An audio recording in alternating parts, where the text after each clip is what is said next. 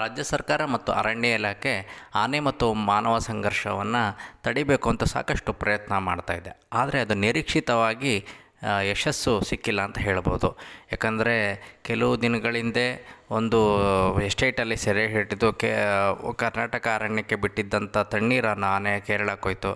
ಆನಂತರ ಏನೋ ವಿವಾದಗಳಾಗಿ ಅದು ಮೃತಪಡ್ತು.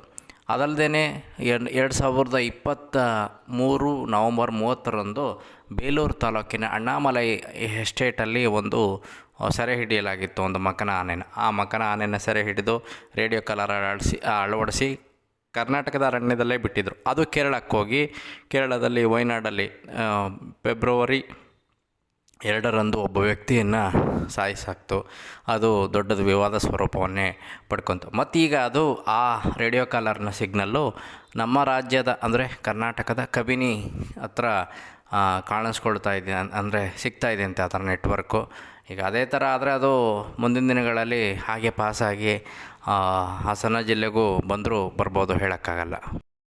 ಅದು ಕಬಿನಿ ಕಾಡಲ್ಲಿದೆ ಅಂತಂದರೆ ಅಂದರೆ ನಾಗರಹೊಳೆ ರಾಷ್ಟ್ರೀಯ ಉದ್ಯಾನವನ. ಹಾಗೆಯೇ ಅದು ದಾಟಿ ಕೊಡಗು ದಾಟಿ ಅದು ಹಾಸನಕ್ಕೆ ಬರೋದು ಏನು ದೊಡ್ಡ ವಿಚಾರ ಆಗಲ್ಲ. ಅದು ಒಂದು ಕಡೆಯಿಂದ ಆನೆಗಳು ಮತ್ತೊಂದು ಕಡೆಗೆ ಅವು ಬರ್ತವೆ. ಅವಕ್ಕೆ ಹಿಂದಿನ ಕಾಲದಿಂದನೂ ಅವಕ್ಕೆ ಒಂದು ಅವುಗಳಲ್ಲೇ ಬುದ್ಧಿ ಇರುತ್ತೆ, ಎಲ್ಲಿಂದ ಬಂದಿದ್ದೀವಿ ಏನು ಅಂತ ಬಂದೇ ಬರುತ್ತೆ. ಹಾಗೂ ಸ್ವಲ್ಪ ಸಮಸ್ಯೆ ಆಗುತ್ತೆ. ಅದಕ್ಕೆ ಕೆಲವು ರಾಜಕಾರಣಿಗಳನ್ನ ಕೇಳಿದ್ರೆ ಹಾಸ್ಯ ಮಾಡ್ತಾರೆ. ಅಂದರೆ ಅದೇನು ನಿಮಗೆ ಫೋನ್ ಮಾಡಿತ್ತಾ ಅಂತ ಅಂದರೆ ಫೋನ್ ಮಾಡಿತ್ತಾ ಅಂದರೆ ನೆಟ್ವರ್ಕ್ ಸಿಗೋದು ಒಂಥರ ಫೋನ್ ಮಾಡ್ದಂಗೆ ಆ್ಯಕ್ಚುಲಾಗಿ ಲೆಕ್ಕ. ಈಗ ಅದು ಅದರ ರೇಡಿಯೋ ಕಾಲರ್ ಎಲ್ಲಿ ಸಿಗ್ನಲ್ ತೋರಿಸ್ತಿದೆ ಅನ್ನೋದು ಒಂದು ಮುಖ್ಯನೇ ಅಲ್ವಾ. ಅದಕ್ಕೆ ಈ ಸರ್ಕಾರಗಳಿಗೆ ಜವಾಬ್ದಾರಿ ಇಲ್ಲದೇ ಇರೋ ಕಾರಣಕ್ಕೆ ಹೆಚ್ಚು ಈ ಸಮಸ್ಯೆಗಳು ಉಲ್ಬಣ ಆಗ್ತಿದೆ ಅಂತಲೇ ಹೇಳ್ಬೋದು.